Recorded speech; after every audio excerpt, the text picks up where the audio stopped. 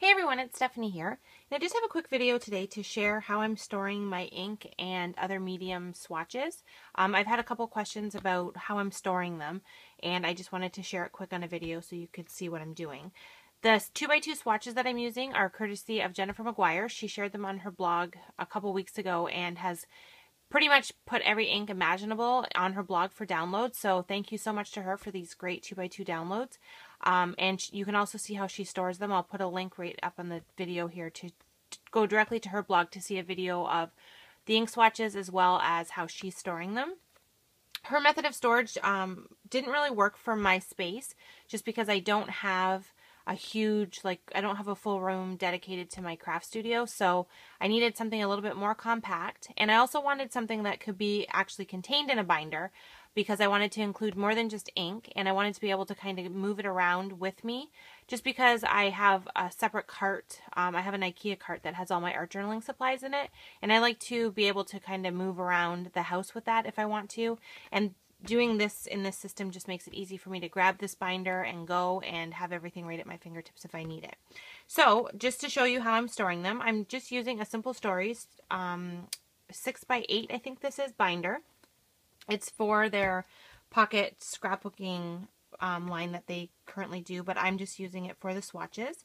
And I like this because it's a smaller size. It's not a big full-size binder, so it fits perfectly on the side of my desk, and it's easily reachable if I need to access it to look at any of my swatches. And then I just went ahead, and I'll just show you the inside. I have all of these dividers in here that I just created on my Silhouette. I just downloaded a divider file and then just changed it to the sizing that I needed, and then just punched the holes once I had them cut out so that they would fit easily into this binder. And then I just used my label maker to label what's under each of the tabs in this binder. So it just kind of keeps everything clean and separated so I can easily access whatever ones I want. So for like my inks, for example, these are the downloads that are available from Jennifer McGuire. These are the 2x2 swatches, and Simple Stories has these great 2x2 swatch sheets that fit perfectly in these binders. So even if you don't want to use a binder and you want to store them how Jennifer does with just the binder clips and hang them, be able to hang them in your cabinet or whatever, you can definitely still use these sheet protectors if you prefer the smaller size. So it just depends on how big you want it and how many of the swatch cards you want to be able to fit in one sheet. So I just have all my inks in the first section, and these are the first part. I just use my main inks, the inks that I use on a regular basis, which are like my dye inks, my Hero Arts, my Simon Says stamp, and also my pigment inks like my Memento Luxe and my Avery Allen, those type of inks. And then I separately put in, I just have one little sheet here just for my Delicata inks, and I'll put any specialty inks in there. I still have a few more things to add to this, so it's not 100% finished. And then this sheet here has my archival inks, which I've just started to collect, and I have to say I'm in love with the archival inks. I didn't really use them before, and the first set I got was the Wendy Vecchi, I think the first set of 6 that she has.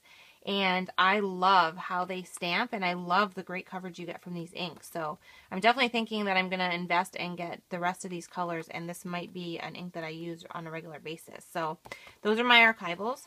And then I have my distress inks at the back. So I just used a circle stamp to stamp the ink color so you could just see what it was. I don't typically use this type of ink for stamping, but I just wanted to be able to see the full color.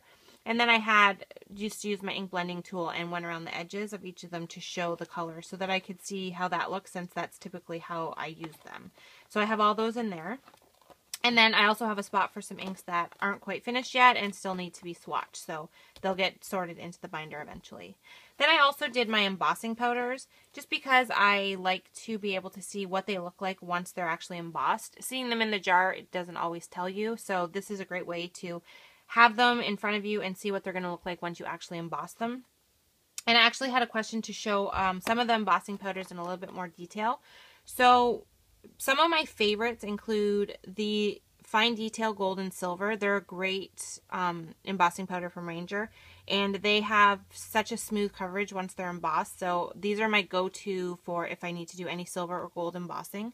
I also like the Platinum from Ranger. It's just a softer silver color and not so shiny as that one when it's embossed.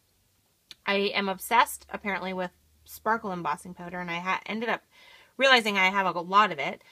The Black Sparkle from Ranger is one of my favorites just because it has a lot of colored specks in it of glitter. I don't even know if you can see that on the camera, but it's a really great black embossing powder with a ton of different colors mixed in there. So I really like that one. But if you don't want the full color, the Black Twinkle from Wow is a really nice one as well. It's just a black embossing powder with just a silver glitter. There's no other colors mixed in there. So if you just want that silver mixed in with your black, then this is the one you definitely want to go with. The Platinum Sparkle from Wow is also another favorite of mine. It's a silver embossing powder similar to the Fine Detail, but it has the mix of this glitter that's in the Black Twinkle is mixed in with the silver. So you actually get the silver effect with the glitter mixed in, so it's really cool. And then the Vintage Peacock is one of my favorites from Wow, and it's like a turquoisey color with black and silver and gray specks all mixed in. Looks so cool when it's embossed. So that's one of my favorite embossing powders that I own. And then on this back sheet here, I have a lot of my lighter sparkle ones. So I have Iridescent Sparkle from Judikins, which is probably my most used whitish color. And then Psychedelic from Judikins is very similar to the Iridescent Sparkle, except for it's more of a cream color and isn't as white looking. So it just shows up a little bit more different when you emboss that. So I don't know if that's easily seen on the video. It's really hard to show these without seeing them in real life. But those are definitely two of my favorites. And then the Bridal Tinsel from Ranger is a really fun one. And the holographic is a definite fun one because it actually gives you that holographic look when you emboss with that one. This one you just have to be a little bit more careful when embossing with, because if you over emboss it, it will actually not have that holographic look that it's supposed to have when you're done. And then I also just have an assortment of some of my American Crafts embossing powders. I have some of the metallics, and then I have just some of the colors that I really like. And I use this embossing powder when I want to have a color, but I'm not a huge fan of the American Crafts embossing powder. I just don't find that it embosses as smooth as some of the other ones, especially the Ranger embossing powders. So I may look into getting some of the colored ones that Ranger has, because they have a nice selection of colored embossing powders. I don't use colored a whole lot, but I think that it would be something nice to have in my collection. So anyway, so that's my embossing powders, and I just used the Simon Says Stamp Lots of Dots stamp set to stamp those circles onto those cards to do those. Then I also have a section for my paint. This one isn't fully finished yet, and all I have in here is my distress paint.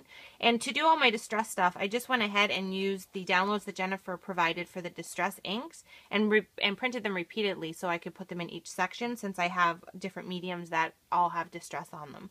So I just went ahead and just used my paint dabbers and dabbed directly onto the cards to do my paints. And I like to have the paint swatches because I use paints a lot in my art journaling. So I like to be able to see what it's going to look like when it's dry, because it's not always the same as what you see in the bottle. Mist, I haven't really got this one finished, and I don't really have a lot of mist to put in here. I'm not a big spray mist user. I don't really like it, but I do like the Dilution sprays from Diane Reevely, mainly for my art journaling. So I have a few of those that I'm going to add in here, and I'll probably look into getting more of these. I really like the concentrated color in these, and that's probably all that will be contained in my mist, just because, like I said, I'm not a huge fan of the misting stuff, so this section will definitely be the smallest in my book. And then the last section for swatches is my marker section. And this one has my Faber-Castell Big Brush markers, which I use a lot in my art journaling. And I like to be able to see what colors I have, so I have those ones in here. I also have my Zig Fine Glitter pens, and I just kind of scribble quickly onto these cards to show, so I could easily see what the color looks like if I want to use those. And I still have to do my Zig Wink of Stella and my Wink of Luna pens. Those are next on my list to do, and that will probably complete my marker section. And then at the back of this, I also have my distress markers, which I use a lot. And the distress markers some of them look a lot different when you actually color with them than they do like the cap color or the actual ink pad color. So this is probably one of my most used section of swatches, just because it's not a definite what the color is just by looking at the marker. So that's my distress markers. And then in the back of this section, I have just another pocket that's a full-size pocket. And in here I have my Copic swatch book. And this is just a book that you can purchase that has all of the squares in it to do your Copic swatches. And I'm going to leave my Copics like this. I like to have this smaller size book so I can throw it in my purse if I'm going to be somewhere where I may be purchasing markers or it's easy to have out on my desk and keeps the colors right together and on a smaller scale, and I like that. So my Copic markers will stay in this little swatch book, and I just keep it in this big pocket here so that I can keep it inside of the binder with everything else. And then just for something added, I wanted to add a section at the back of the binder which is just called Techniques. And in this section I have 3x4 card sheets, which are also from Simple Stories. And my idea for this section is just to be able to take various cards that I have. For example, these are from one of the Tim Holtz creative chemistry classes, and how he did those was he had these great little downloads that you could use to, which explained the technique, and then you could do the technique on a tag, and then that way you have it right in front of you so you could refer back to it. And I have a lot of these tags that I've done, so my plan is to just cut them down and put them into these pockets so that I have somewhere, you know, if I'm crafting and I'm kind of at a loss for something I want to create, I can just flip through this and say, oh, I want to do some distressed inking on this with some water splotches. I like the look of that, and I haven't done it in a while.